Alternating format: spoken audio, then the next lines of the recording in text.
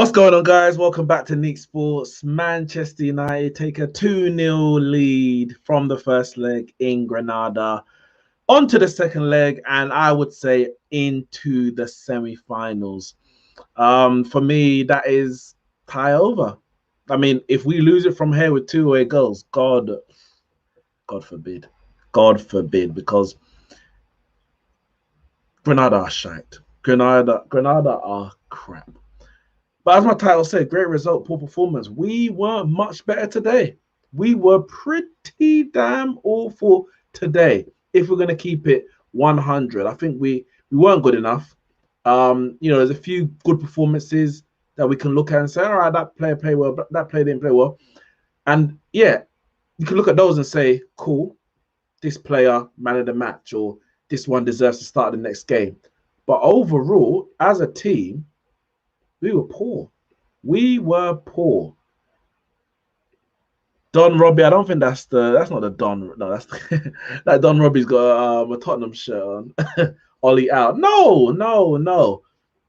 As I said on the terrace, there's a saying: the journey of 1,000 miles begins with the first step. Now, of course, we're not at the beginning of that journey. We are two years into that journey.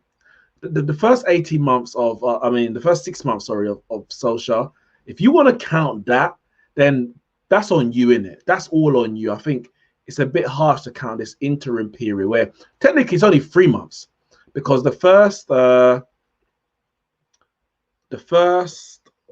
3 months he was interim and then 3 months he was permanent. So I'm not even counting that, but it's been 2 years. Oh, this is his second full season.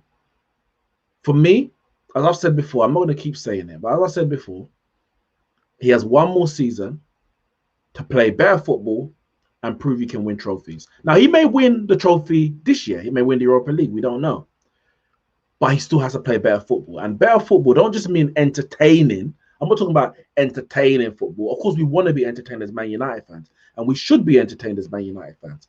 But football that I consider sustainable, i.e. football that's creating chances, to the level of the players that we have. Now, at the moment, I think we're lacking players who can create, but we've got enough players to create more chances than we do, because we've got goal scorers in our team. We've got players who know where the goal is, who can score goals, but we're not creating enough comfortable, clear-cut opportunities for them to put away. We see the goal that Rashford scores today, ball over the top from Lindelof, takes it down brilliantly and slots it away. When chances are created, they will score, because we don't create many, yet we are winning games. So we're getting one part of it, where we're getting some results, but where we're falling down, the reason why we are, when all things are equal, 11 points behind Man City, is because of those lack of chances that we're creating. And I say that because we've only lost one more game than them this season. We've lost 4, they've lost 3. The issue is all the draws, those tight games where we're drawing 0-0 or 1-1, or we drew 3-3 bloody hell with Everton. But outside of that 3-3, it's those tight games where we're having the ball, but we're not creating enough chances. They go on the other end, score, and we're not able to go again, sustain the pressure, create chances, and score the goals. That's the real issue. It's not that we're missing a whole lot of chances and we're losing the games. We are not creating the chances initially.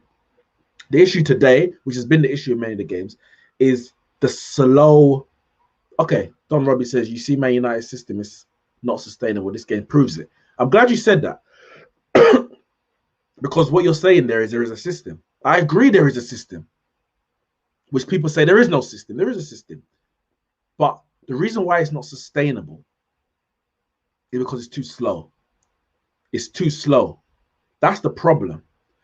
We get the ball, we pass out from the back. Isn't a problem. A lot of teams pass out. Majority of teams pass out from the back. We try to get the ball wide. We go wide, mainly to the left side, sometimes to the right. We don't have a lot of creativity on the right. We then try to play the ball sometimes through the middle into Bruno on the turn. But the issue is when you take so long to actually build up the play, then the problem is the whole defense, the whole opposition have time and to get back into position and close down the spaces. Today, also against Brighton, for example, we lacked movement when we had the ball. Today, the players on the ball, they were losing the ball and they weren't moving the ball quick enough. That's something that we need to improve going forward. That's something that makes it sustainable, because when you move the ball quicker, you drag players out of position, you create openings, you create chances. But I'm not going to be Ollie out because we're not moving the ball quicker, yet still getting results. No, we're not top of the league, but even if we were moving the ball quicker, we still want to be top of the league. Our players, as an ability, are not on the level of Man City anyway.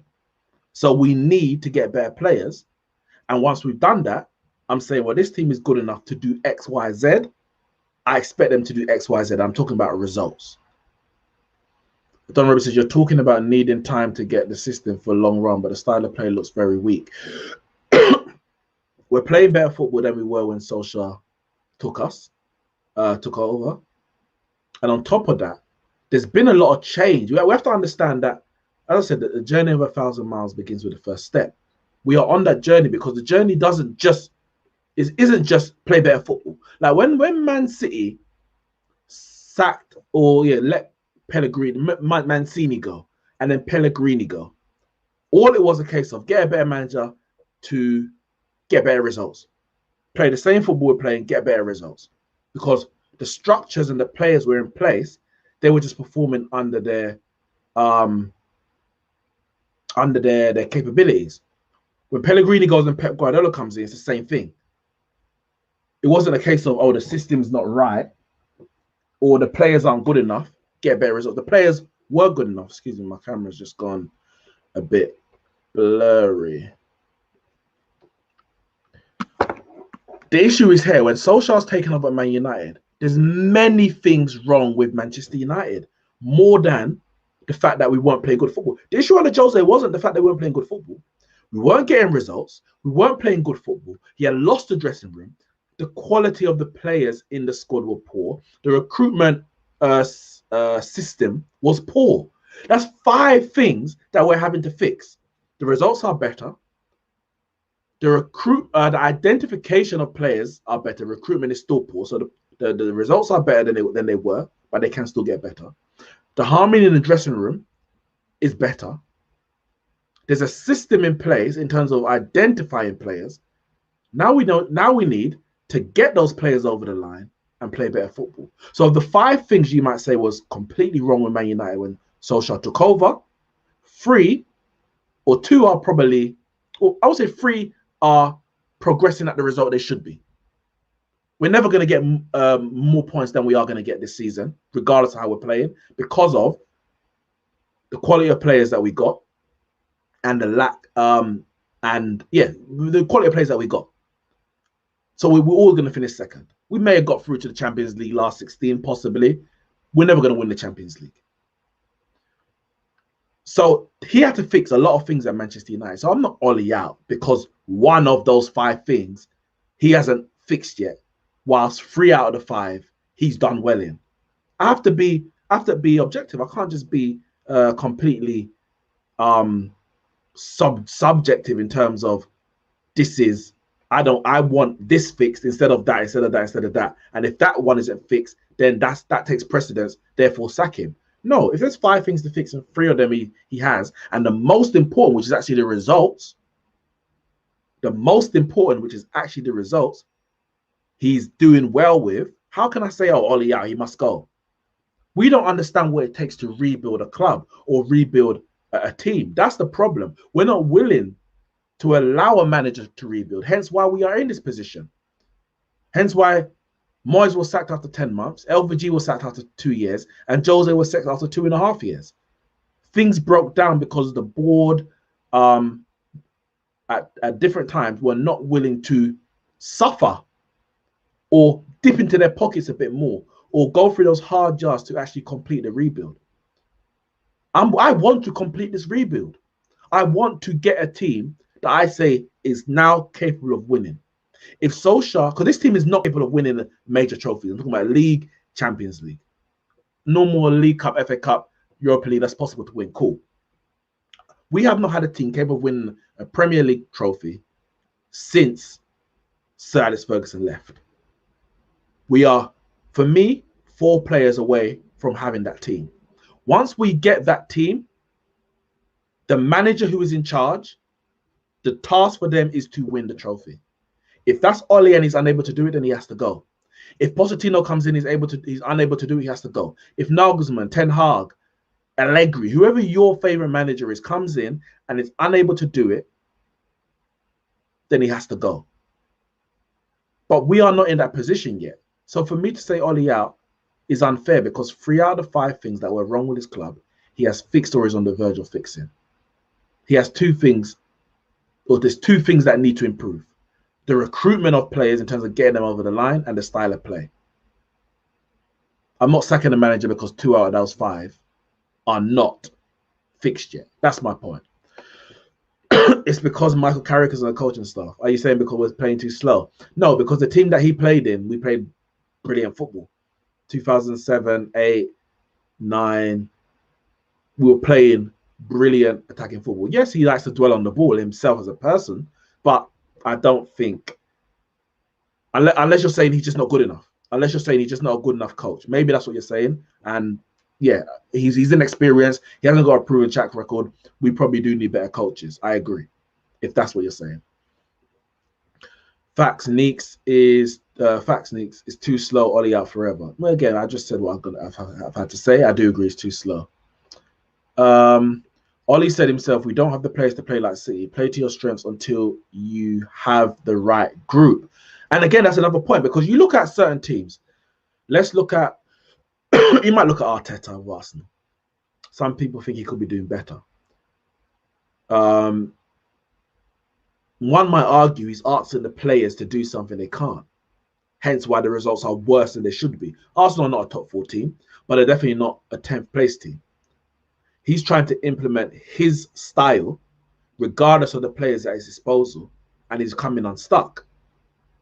Whereas what Ollie's doing is saying, well, let me try and implement a style that can get results with the quality of player that we have. If we came in trying to play Man City or even Nagelsmann football with these players, I'd even say Bielsa ball with these players, it wouldn't work, because the player don't have the attributes to do that. Solskjaer wants to buy players that can play the way that he wants to play. But until he does that, until he's given those tools, he's having to try and get the best results possible out of those players. Can the style of football be better with these players? I agree. Yes, it can. But the results will be pretty much the same. I'm 100% sure that the results will be pretty much the same, because what we can give more in attack, at times we'll lose in defense. What we might compensate for in defense, we'd lose in attack.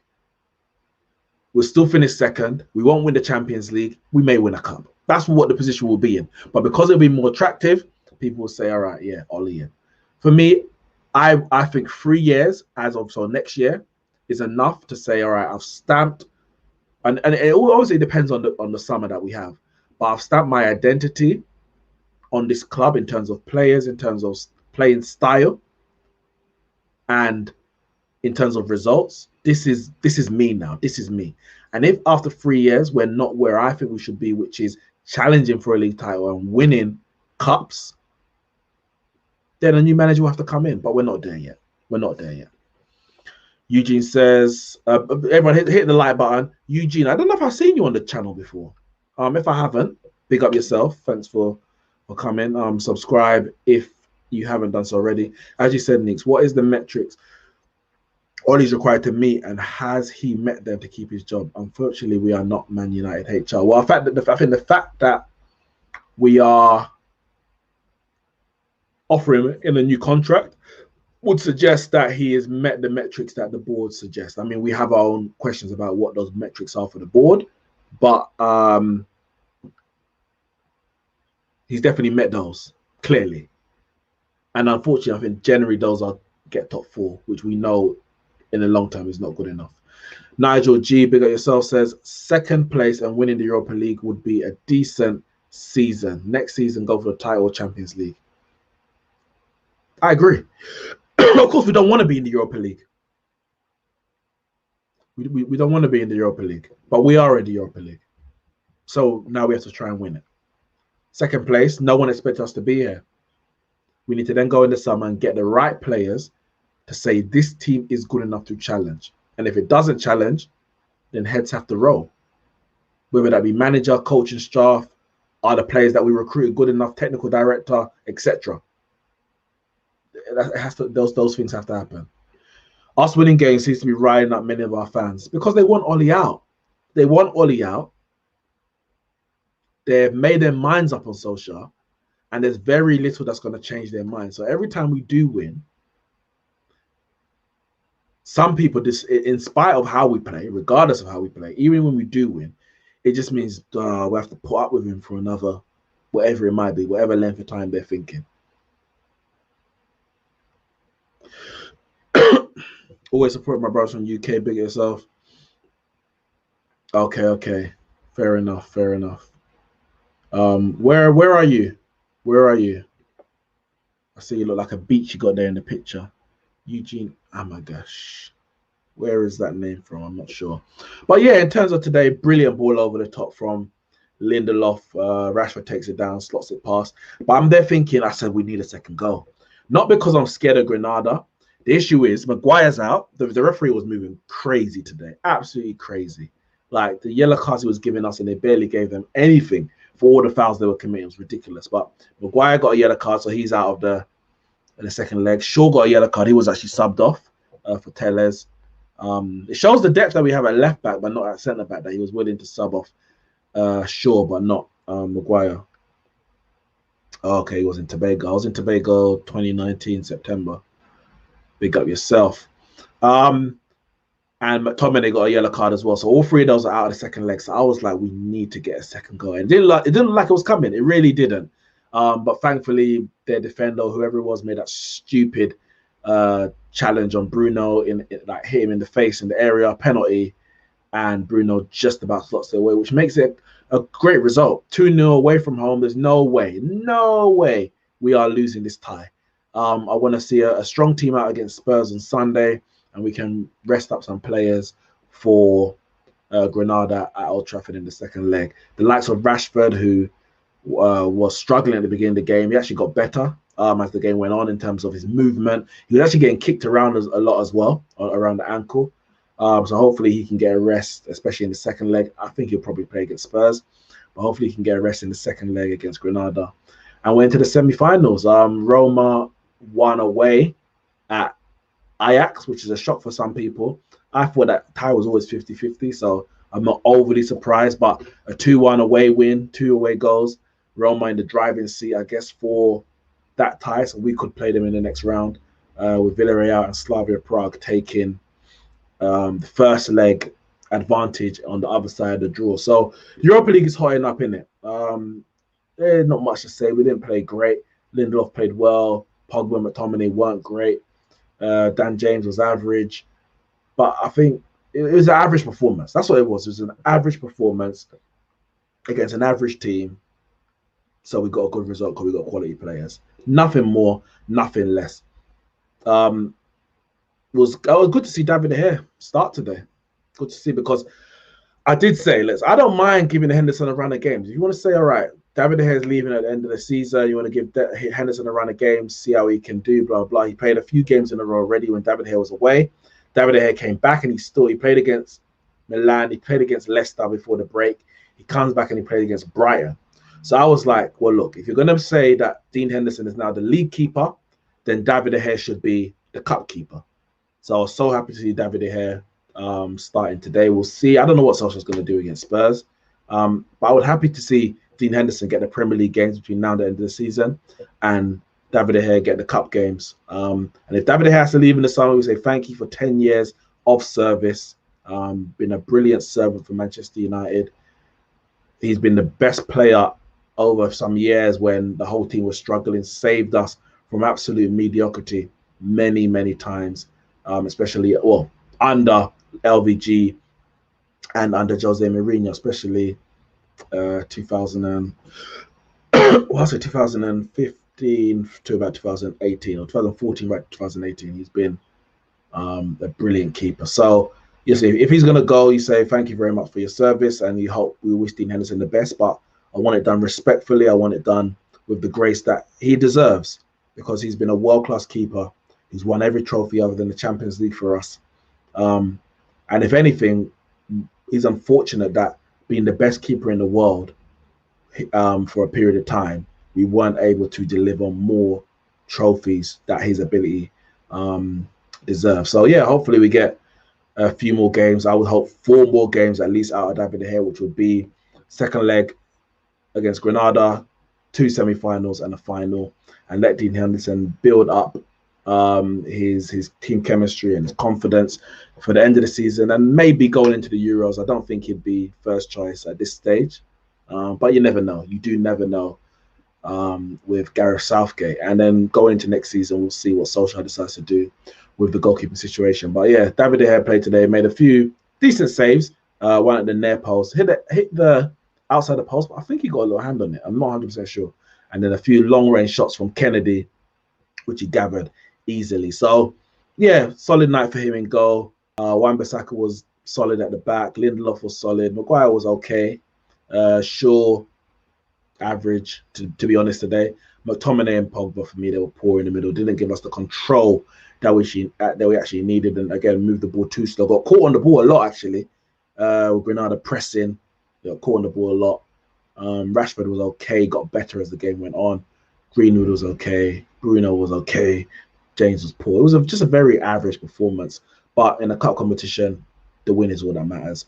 So we got 1 foot in the semi-finals, the stage where we haven't actually progressed under Solskjaer. So, we take the result, we take the potential progression, but we know we still got a long way to go as a team under this manager. Guys, make sure you hit the like and subscribe button. Thank you for joining me, and I'll see you lot soon.